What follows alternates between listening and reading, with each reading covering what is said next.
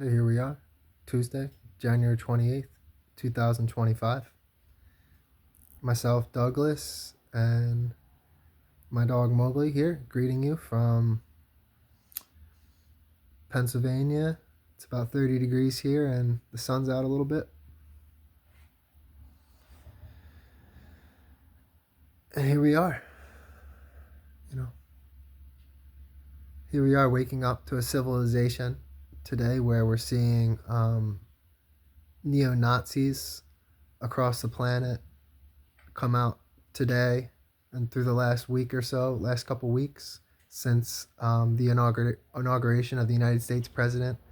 We have seen neo-Nazis and members of the far right come back into their prominence, come back into their comfortability, into their comfort zone, back into the mainstream, back into the limelight, because it's safe again for the snakes to come out and get sun and bask in the sun rays, because snakes need sun to survive. And I'm not saying all snakes are bad. The snake is a necessary archetype, right? But that is the time we're in now. This serpent, and we'll see, man. But like you tell that man, like, I don't want to live on Mars. I don't want to drive space cars. So that's already been said, and we've already talked about that in the 2010s. So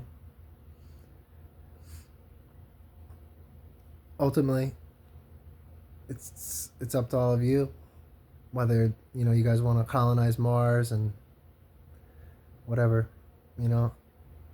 I try not to judge, but certainly interesting to see where this agenda is headed, right? I don't know. Something that I was watching last night is a bunch of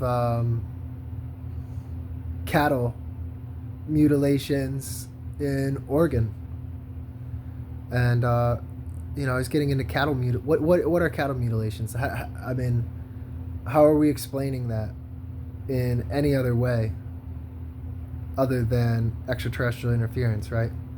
With these laser surgeries on cows to remove their genitalia and all this that we're just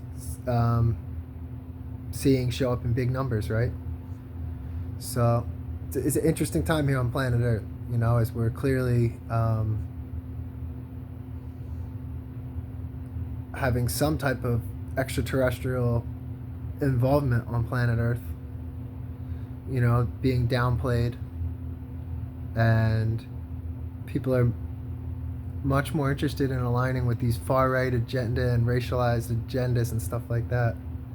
And I'm not necessarily for open borders. I mean,